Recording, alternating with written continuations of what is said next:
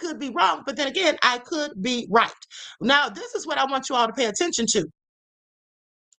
Remember how they said Nolan was absolutely going to have something in his system? Get a load of this, what I'm about to tell you. Did you all know that when a body decomposes, now I'm going to tell you, this is why they keep saying that he's drunk. They want us to think that he got drunk and wandered off into the water and probably drowned accidentally. But here's the thing.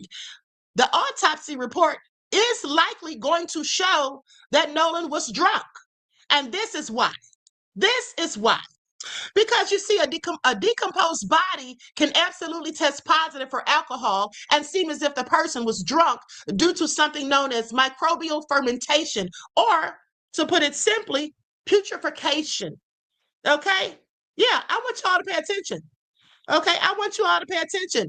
Even if you weren't drunk, a decomposed body can test positive for alcohol and seem as if the person was drunk due to microbial fermentation or putrefaction. Okay, and this is all because of the bacterial and fungal action. So see, here's what happens. Let me explain it to you all. Just like I explained to you all the stages of decomposition when a body's found in water, aquatic decomposition is what it's called.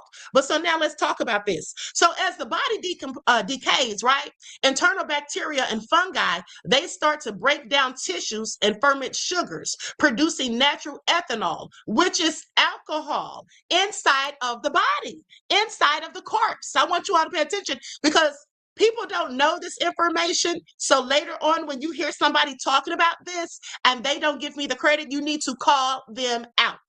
Okay, you need to call them out, because y'all heard it here first. Now, with that being said, this is why it makes it look like someone was drunk. And then guess what? It gives a false positive blood alcohol reading. See, the natural decomposition or decay process can create measurable blood alcohol concentration. It's known as BAC. So even if the person did not drink anything before they died, even if they didn't drink a single thing before they died, they can still seem as if they were, in fact, drunk. I want you all to pay attention, because this is serious business here. Because this is what they're going to try to do to Nolan. They're going to try to make it seem as if Nolan was drunk, had illegal substances, and went out there and just accidentally drowned, nothing to see here, folks. Okay? And why would he have illegal substances in his system? Okay, I have several questions, but we'll talk about that in a second. So the typical levels, right? And this is post-mortem, the post-mortem microbial production. It usually results in lower BAC, often under about 0.07%. But in some cases of severe contamination, higher levels can also appear. Okay, please pay attention. Please pay attention. Like stuff, everyone, please. Don't forget to like and share. Thank you in advance. So with that all being said, yeah, this is what the devils are up to. So they think they're going to use this excuse to act like he was so drunk. Now, also, let me just say that forensic experts, they tend to check fluids, okay, like vitreous humor. Okay, which is a fluid that's inside of the eyeballs, inside of the eye. It's isolated from basically isolated from gut bacteria and less prone to decay based on alcohol production. Okay, and then pathologists also look for specific breakdown products in the liver or the urine, such as specific higher alcohols or the absence of living metabolic byproducts. And this is to determine if the alcohol was consumed during life or created by bacteria after death.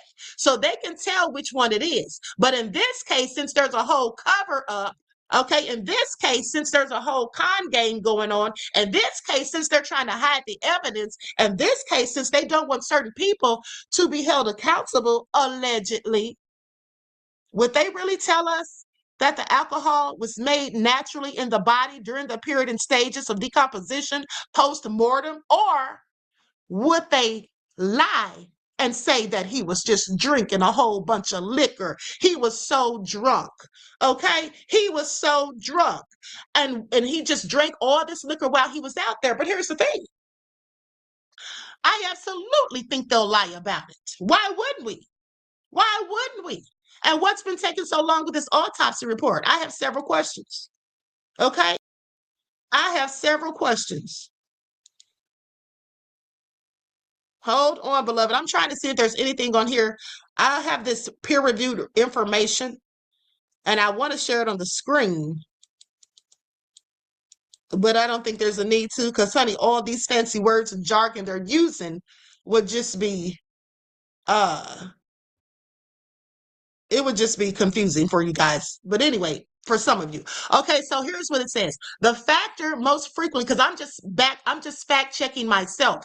Okay, now, because it's been years since I studied all of this. So the factors most frequently implicated in the mechanism of postmortem ETOH production in corpses has been considered the number one nature of microbes present, the availability of various types of substrates, and the temperature and time. Complication in the interpretation of blood alcohol concentration could arise due to the atypical distribution of ETOH in the body compartments after death. Specimens to blood ETOH ratios reported in the literature are presented. Okay, so anyway, that just confirms what I was just telling you all. I just wanted to do a fact check to make sure I remember the research correctly.